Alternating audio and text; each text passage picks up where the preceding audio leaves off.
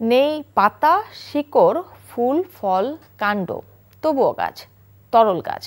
অবাস্তব মনে হলেও সেই গাছই প্রাকৃতিক গাছের মতো কার্বন ডাই অক্সাইড শোষণ করে বিনিময়ে দেবে অক্সিজেন।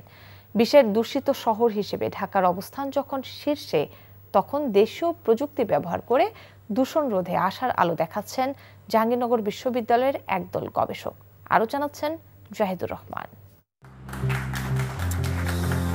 জাহাঙ্গীরনগর বিশ্ববিদ্যালয়ের বায়োটেকনোলজি অ্যান্ড জেনেটিক ইঞ্জিনিয়ারিং বিভাগ উদ্ভাবন করেছে তরল গাছ বা লিকুইড ট্রি, যা ঘরে বাইরে সূর্যের আলো কিংবা কৃত্রিম আলো ব্যবহার করে কাজ করবে প্রাকৃতিক গাছের মতোই। নিজস্ব অ্যালগি ব্যবহার করে লিকুইড ট্রির একটা মডেল তৈরি করার চেষ্টা করেছি। এই যন্ত্রের কাজ মূলত হচ্ছে যে বাতাসে ভাসমান কার্বন ডাই অক্সাইডকে অ্যাবজর্ব করে নেওয়া এবং বাতাসে অক্সিজেনকে ছেড়ে দেওয়া।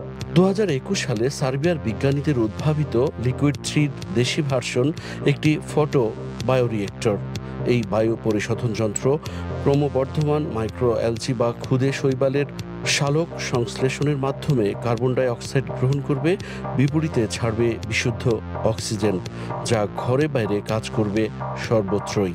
প্রযুক্তিটা আমাদের প্রত্যাশার চাইতেও প্রাপ্তি বেশি। এটাকে কমার্শিয়ালি ভায়াবল করতে হবে। বিশ্ববিদ্যালয় এ ধরনের প্রযুক্তি উদ্ভাবনে যে সহযোগিতা করা দরকার অবশ্যই করবে। তথ্য মতে বিশ্বজুড়ে এইডস, যক্ষ্মা এবং ম্যালেরিয়ার চেয়ে 3 গুণ বেশি মানুষ মারা যান পরিবেশ দূষণের কারণে। এই উদ্ভাবন গাছের পরিপূরক কিংবা বিকল্প নয়। গাছ শুধু অক্সিজেন দেয় না, গাছকে ঘিরে সৃষ্টি হয় প্রাকৃতিক বাস্তুসংস্থান। তাই বেশি বেশি গাছ লাগানোর পাশাপাশি এই উদ্ভাবন পরিবেশ দূষণ রোধে কিছুটা হলেও ভূমিকা রাখবে, এমনটি বলছেন গবেষকরা। Jahidur Rahman, NTV news, Savar, Dhaka. Bundle থাকলে প্রতি সেনমানিতে টাকা বাঁচবে। বিকাশ সেনমানি বান্ডেল কিনে জিতুন প্রতি লেনদেনে।